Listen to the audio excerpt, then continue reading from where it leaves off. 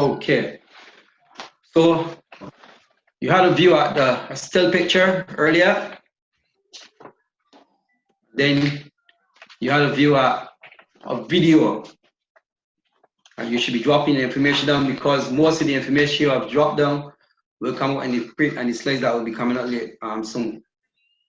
So we're gonna go with structured football. You're into primary, you all most of you guys at primary school, you're into structured football. And this is class 1 and class 2, age group 6 to 8. You gotta go back. This is jumping on me, so try to tell it. Back and back. Right now, let's going forward. Just bear with me a minute. I should be at training object. Brilliant. So this is age 6 to 8.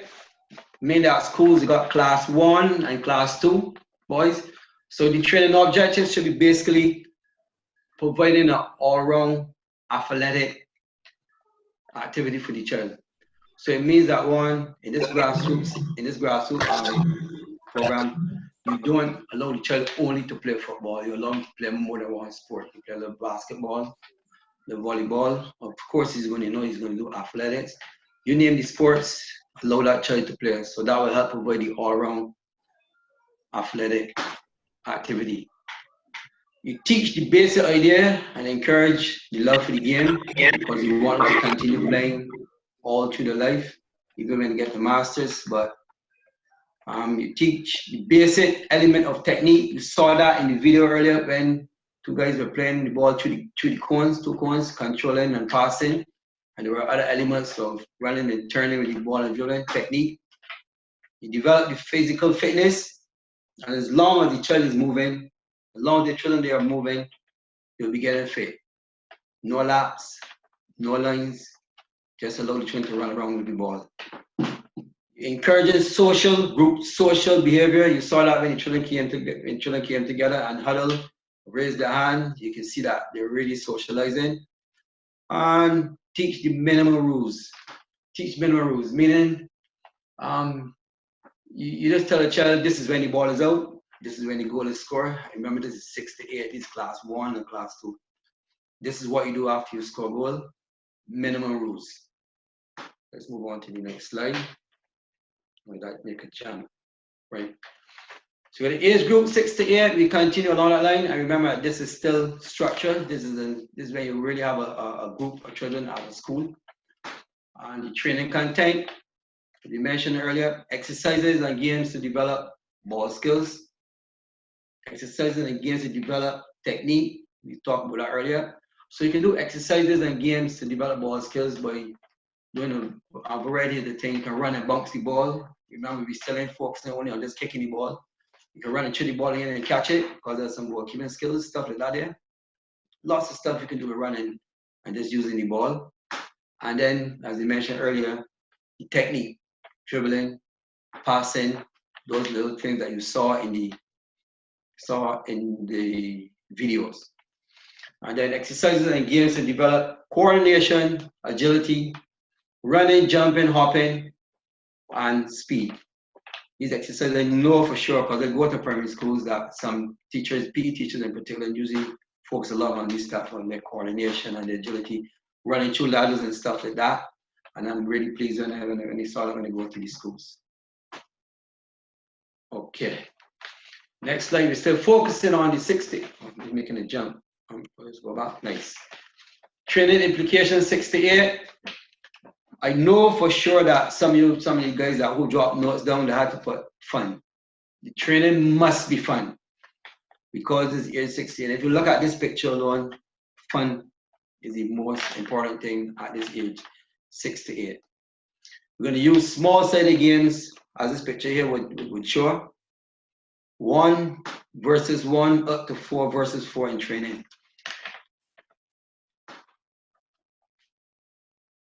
Move on to the next slide. Fun again, 68, coaching focus, fun and motivation. Always make sure that that child is happy. You want to make sure that whenever you finish training or finish practice or even a little game, that he wants to come back. So you don't do exercises that will make the child like laps, nets and long lines that the child don't really get lots of participation. As long as the child is participating, he's going to come back. I mentioned earlier, basic instructions. You don't want to get too deep. It's simple, with a basic instruction. How are you going to score a goal? Leave it up to the child. He will get it in the back of the net. That is the goal. This is the ball.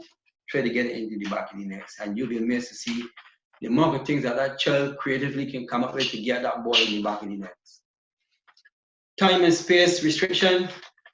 Well, for an example, when you saw the two children were passing the ball between the two cones, you can say, okay, for the first time you pass the ball, I'm giving you how much passes you can make in 1 minute between these two cones, and then another time you could increase. I mean, you can decrease the time and say they can get the same amount.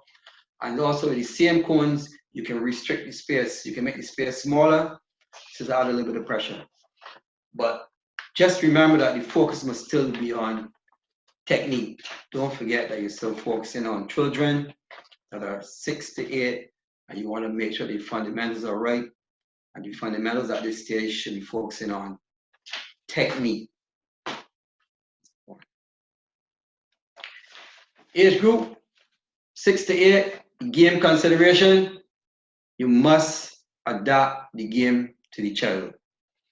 You can't have a game for an adult and then expect the child to play. For instance, you can't have big go bars. Bars can't be big go bars. All right? You can't tell a child to go down the line and put the ball across the area. This is at 6 years old, you know. And then to tell the child that who's waiting for the cross, he got to do a bicycle kick to score. That's the child football. Allow them to play free. That's the next bullet point. Freedom of play. Allow them to express themselves. Let's move on to the next slide. And age group 6 to 8, other considerations. Again, this word popped up. The games must be fun. You're choosing a size 4 ball. Size 5 ball will be a little too big for children at this age because their muscles have not been properly developed. You see 4 side, and you see the size of a field, 40 by 30. Just take 40 steps one way and 30 steps the other way for a rectangle, and then you have your field. And each step is for a child. So 4 by 10 is 40. That's where you get the 40 by 30. Someone might say at school that White has got 16 children. But then set up 2 small-sided games. 4 versus 4 on one side, 4 versus 4 on the other side. And then you watch, and all the children are playing at one time. Rather than long lines. We don't need any long lines, not with developing grassroots football. You want to make sure that the children are always involved, always active in football. As I mentioned earlier, the internal competition, yes. You got A versus B, that you have 4 teams, A versus B, which is 4 sides, and C versus D, and then afterwards you switch them around.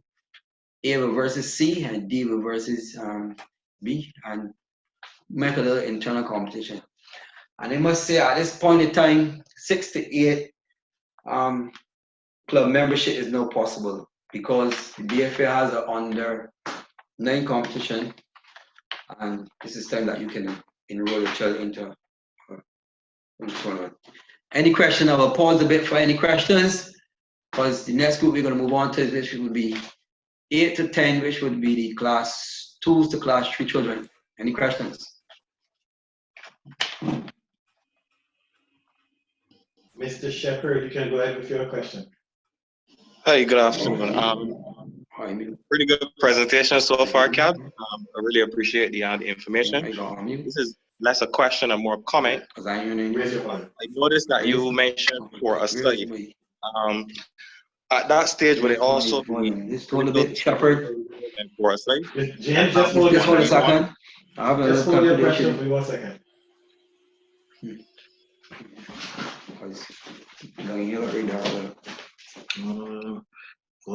Volume, shift. It's already things coming up involved with this.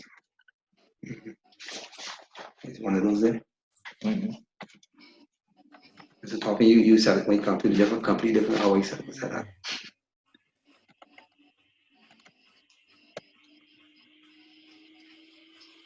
Trying to get some logistics here sorted out. Can he speak? Can he speak? Go ahead, Jim. Right. So I saw here that you had for a slide or for V4, but for this introductory, this would be grassroots. Would it also be good for them to start even lower with 1 versus 1? I have a series of 1 versus 1. Yes, yes. That is the maximum that I want you to go to at this point in time. So you're absolutely correct. 1v1, so that you can have a duel, which is 1 versus 1, which is you're looking at the dribbling ability and the defending ability. 1 versus 1, 2 versus 2, 3 versus 3, and just finish out 4 versus 4 at this point in time. You don't want to go past that. So you are absolutely correct.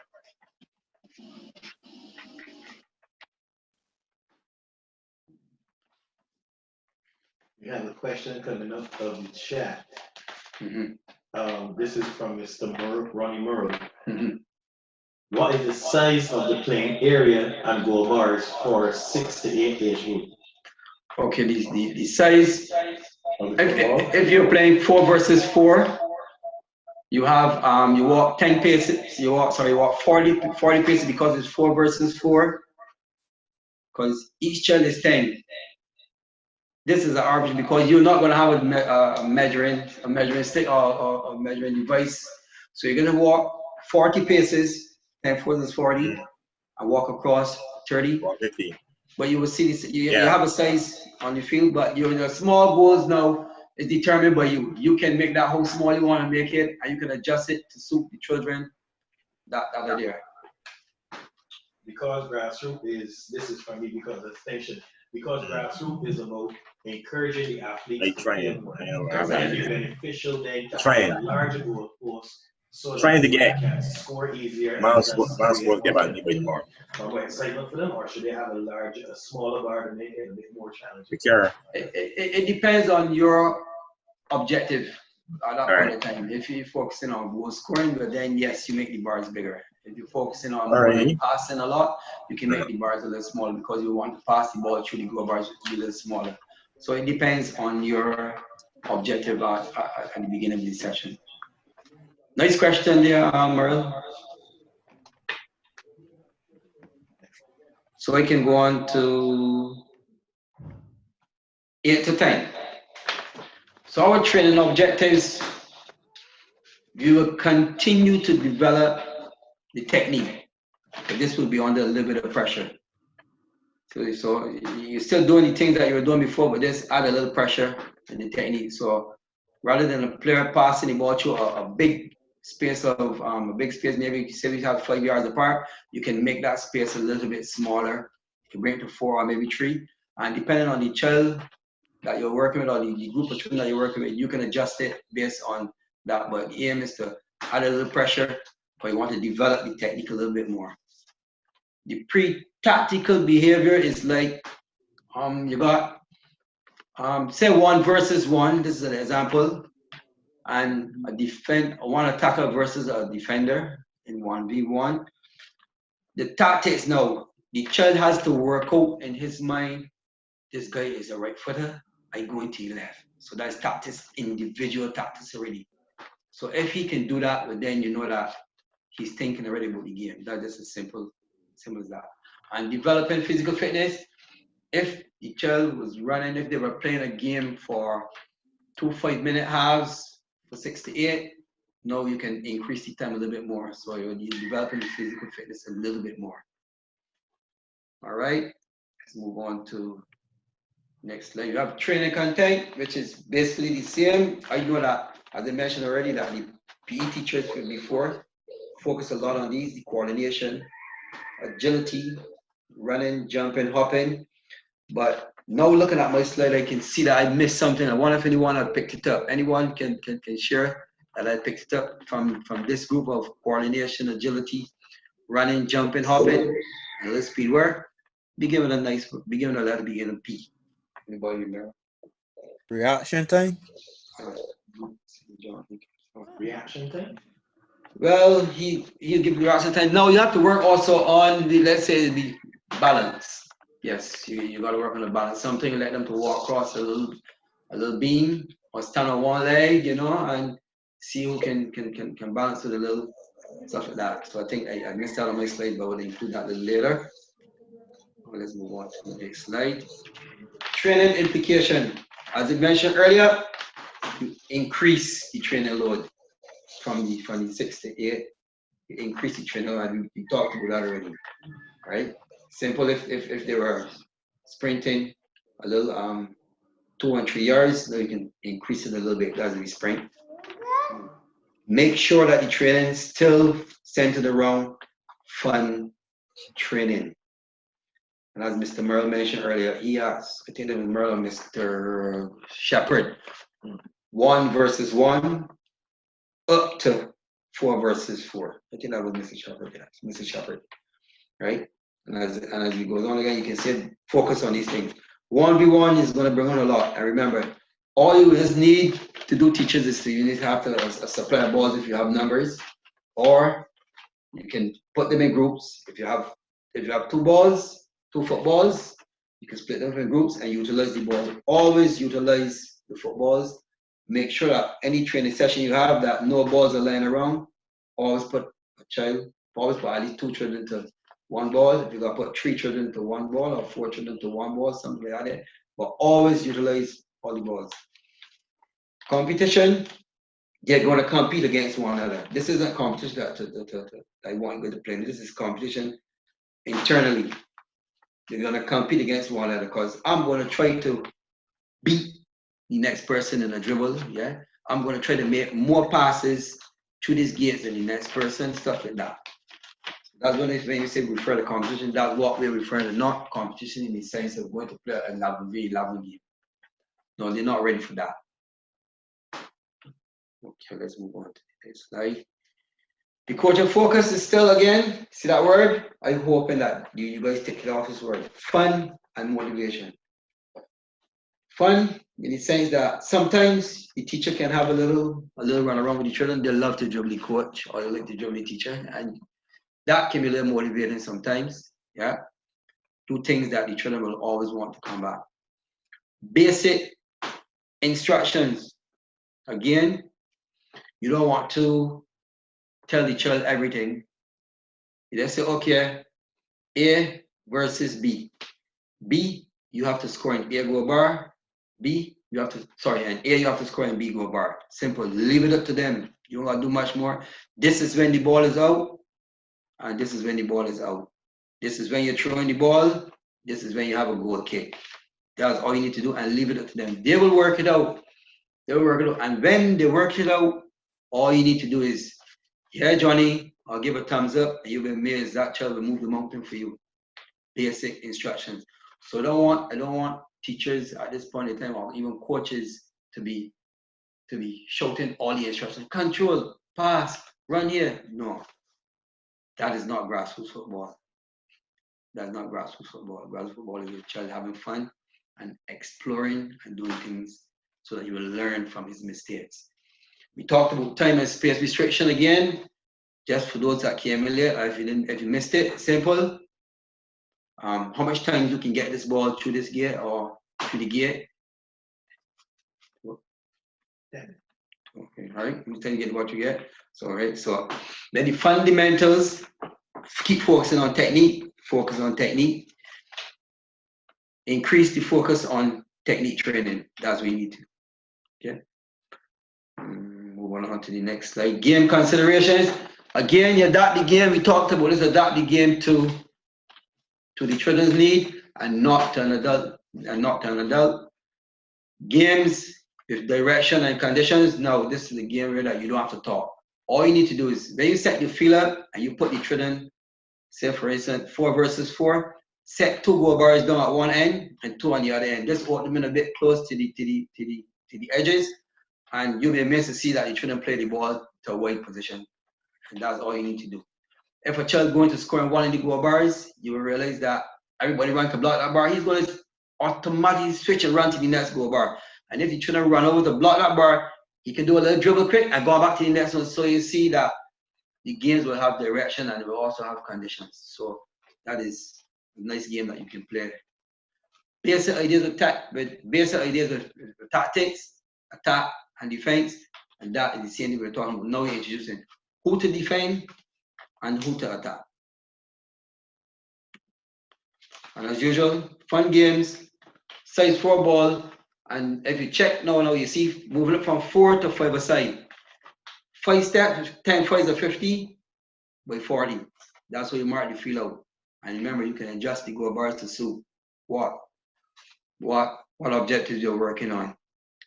And on this occasion, when you're focused on technique, you can also focus on the physical aspect of the play. Include that a bit. Let's move on. Before we move on to 10 to 12, any questions? Yes, I have a question out of the chat. The question is from Mr. Moronier. Mm-hmm. Kneeling to throw is a great way to teach children how to throw correctly. But is it allowed in official matches? Kneeling to throw? On your knee to throw? Kneeling to throw. Oh, okay. Yes, it can be done. It can be done. But we're not, you leave that for the professionals. The first thing you do, we teach your children to throw properly, keep your legs on the ground, ball behind your head, straight over, throw, keep your legs on the ground, and be off the field. Okay. Moving on. Okay, let's move on to 10 to 12. We're wrapping up. Develop skill, game situation, simple, a wall pass. You get a game-like situation, you got 2 versus 1. And I tell you, if you give 2 persons the ball to play against one, you'll see how they try to move into space and get away from one another and make that pass. Pass and get it back. Now you begin to introduce the principles of group tactics. How we're going to defend, how we're going to attack. We're going to defend, but we're going to pressure this guy in this particular area and then win the ball. How we're going to defend, how we're going to attack. You're going to defend, you're going to develop physical fitness by playing a little bit more. Remember the games earlier were shorter, now extend the game a little bit longer. And develop positive altitude training. As long as you got a game at the end, the attitude will improve because you shouldn't love to play. Have most of your training structured around games.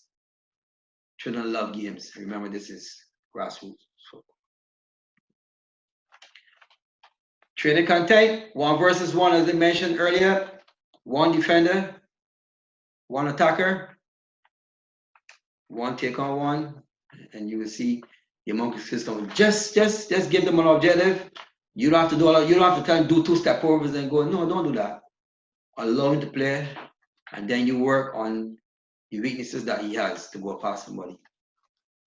Small set of games, focusing on the technical and the tactical objective. Same technique, still tactics. Exercising games to develop physical fitness. We talked about this already, coordination, speed.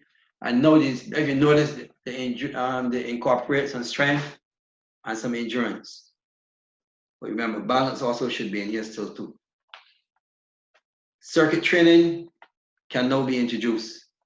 When you're doing circuit training, do circuit with station 1, passing, station 2, short passing, station 2, long passing, station 3, you can have a small set of game, and then station 4, you can go back and do ball control, station 5, ball control done with the instep, and ball control with the tie, and then you can play another small set of games. So that's what we said circuit immediately, and then let them rotate from station to station. Training and training implications, increase the training load, as we mentioned, we talked about already, this around the time. You give priority to the small set of games. You focus on the technique rather than the team performance. Don't want the team to win. You keep focusing on the individual. All right, you pull him on side and ask him some questions. what you done, what you could have done to do step over properly, Johnny, and you walk along like no pressure for results, no narrowing of position and tactical assignments. Don't make a child play defense all the time through his life. He can play midfield, let him play some defense, let him go in the bars, let him play up front. That's exactly what it means. And now you can go up to 4 versus 4 to 9 versus 9. Fun and motivation, keep it in. Basic instruction, as we talked about already, time and space, we talked about that already. And the focus still is on technique. A greater demand for performance. Performance as an individual, not performance in the game. Adapt the game to the age and knock adults. And this is time we're going to introduce the principles of defense and attack. Principles of attack and defense. And it's simple. All you need to do is tell each other, in attack, get wide. Get deep and wide. In defense, get tight.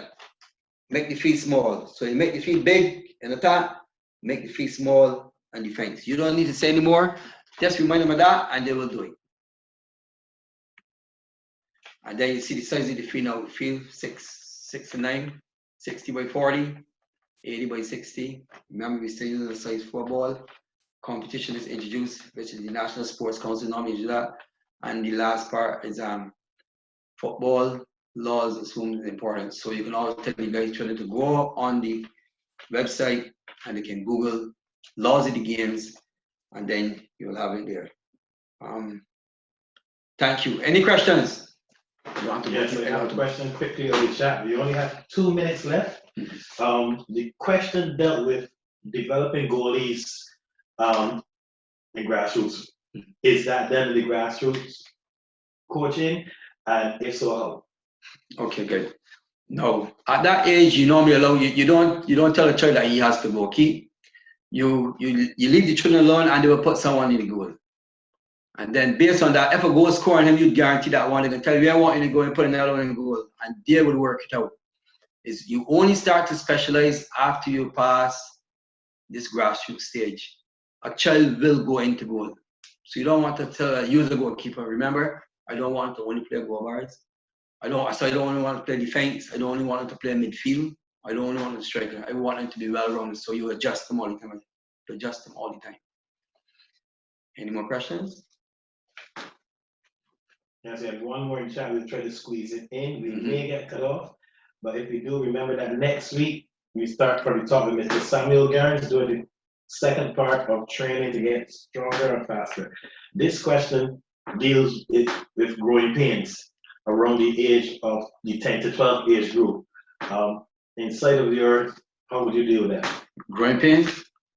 I will have to refer you to a medical practitioner because I'm not qualified to answer that question at that point in time. Mostly I'm a football coach by profession, but I'm sorry because then I'll be giving wrong information.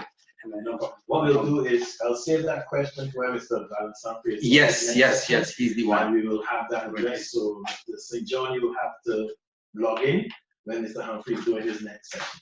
Once again, everyone, thank you for being a part of our continued learning.